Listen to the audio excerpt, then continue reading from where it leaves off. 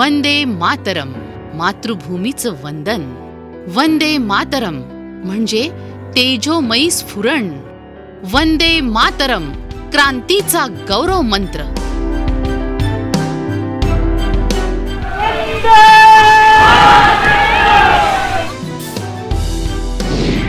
इंग्रजांच्या गुलामगिरीत अडकलेल्या भारताला मुक्त करण्यासाठी देशात उठलेल्या पहिल्या क्रांतीचा मूल मंत्र ठरला वंदे मातरम.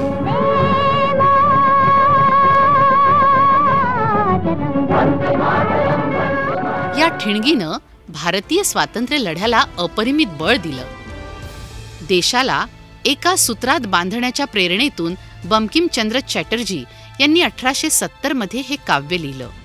या मंत्रानं भारावून जात देशासाठी प्राणांची ही आहुती देण्याची तयारी असलेल्या तरुणांची पिढीच्या पिढी स्वातंत्र्य समरात उड्या घेऊ लागली.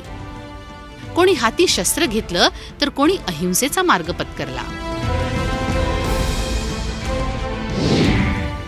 देशाला स्वातंत्र्य मिळवून देण्यात या वंदे मातरमच्या जयघोषाची महत्त्वपूर्ण भूमिका लक्षात घेता भारतीय स्वातंत्र्याचा अमृत महोत्सव साजरा करताना स्वातंत्र्यासाठी बलिदान देणाऱ्या महान हुतात्म्यांना पुन्हा एकदा वंदे मातरमनं आदरांजली वाहण्यासाठी महाराष्ट्राच्या सांस्कृतिक विभागानं एक सकारात्मक पाऊल पुढे टाकलंय.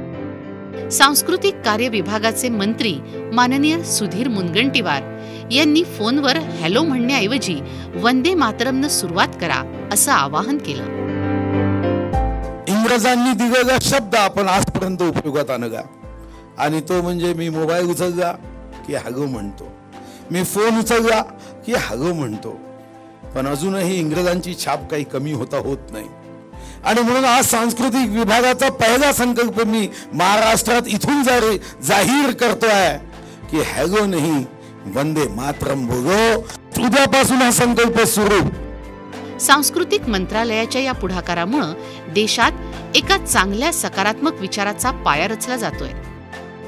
वंदे मातरम आपल्या सर्वांशी संवाद साधण्याची सुरुवात करण्यापूर्वी वंदे मातरमचा उच्चार करताना मला अतिशय आनंद होतोय. महात्मा गांधीजींच्या जयंतीदिनी सेवाग्राममध्ये हॅलो ऐवजी वंदे मातरम या अभियानाची सुरुवात होत आहे. ही औचित्याची बाब आहे. लोकांमध्ये राष्ट्रवादाची भावना अधिकाधिक रुजविण्याचा भाग म्हणून आपण याकडे पाहिले पाहिजे. शेवटी एक गोष्ट लक्षात घ्या की आत्मनिर्भर भारत घडवायचा असेल तर राष्ट्रवादाच्या भावनेची पेरणी आवश्यकच आहे. या कार्याला वंदे मातरम अभियान हे बळ देईल असा मला विश्वास वाटतो. चला तर मग परस्परांशी संवाद सुरू करताना वंदे मातरम शब्दानं सुरुवात करूया आणि पुन्हा एकदा भारतीय स्वातंत्र्य लढ्यातील वीरांना खरी आदरांजली वाहूया.